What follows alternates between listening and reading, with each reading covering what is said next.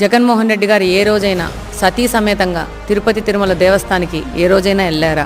మన సాంప్రదాయంగా బ్రహ్మోత్సవాలకి దంపతులు వెళ్లి పట్టు వస్త్రాలు ఇస్తారు. ఆ విధంగా ఏ రోజైనా తన సతీమణిని తీసుకెళ్లి పట్టు వస్త్రాలు ఏ రోజైనా ఆయన సమర్పించుకున్నారా? ఆయన వేరే మతాన్ని విశ్వసిస్తారు కాబట్టి తిరుమలకి వెళ్ళినప్పుడు ఏ రోజైనా నేను హిందూ మతాన్ని గౌరవిస్తాను అనే డిక్లరేషన్ ఏ నోటైనా ఇచ్చారా? మీరందరూ చూస్తుంటారు. అబ్దుల్ కలాం గారు కానీ అన్య మతస్థులు తిరుపతి తిరుమల దేవస్థానానికి వెళ్ళినప్పుడు డెఫినెట్గా అట్లా డిక్లరేషన్ ఇచ్చి దర్శనం చేసుకుంటారు. ఈయన ఏ రోజైనా ఈ డిక్లరేషన్ ఇచ్చారా? పవిత్రమైన తిరుమల తిరుపతి దేవస్థానం యొక్క లడ్డూను అపవిత్రం చేసి దానివల్ల వస్తున్న నష్టాన్ని భర్తీ చేసుకోవడానికి కొత్త కొత్త నాటకాలు మొదలుపెట్టారు. లడ్డూను తయారు చేసే నెయ్యిలో కల్తీ జరిగింది, అది వాస్తవం. దీనివల్ల ఎంతోమంది భక్తుల మనోభావాలు దెబ్బతిన్నాయి. కేవలం కమిషన్లు కక్కుర్తిపడి ఇలాంటి దురాగతనానికి ఈ 5 సంవత్సరాలు వీరు పాటుపడ్డారు. మేము కూడా జూలై 14వ తేదీ